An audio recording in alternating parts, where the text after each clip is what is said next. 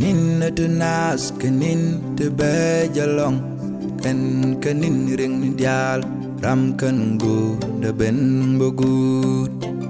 Nin tu nas kenin te bejalong ken kenin jadalwai ram ken gu de ben bogut. Fela ram ngay qua Chẳng anh cha con nhal quish kane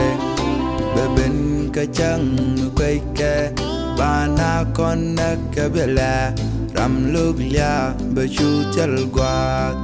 Fela ram ngay qua Chẳng anh cha con nhal quish kane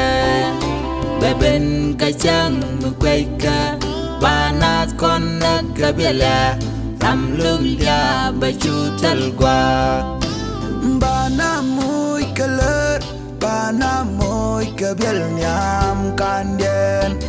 Batet chui dum mush dor Teleram da dor koka Teleram da dor shukwa Bana mui kaler Bana mui kabiel nyam kandien Batet chui dum mush dor Teleram da dor koka Teleram da dor shukwa Yenya ro chwara dwal kaje Babom da news ka gwan me dot kaye Kami wa gwada tog babush kaye Yenya ro chwara dwal kaje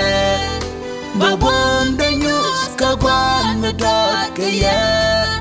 Kami wa gwada tog babush kaye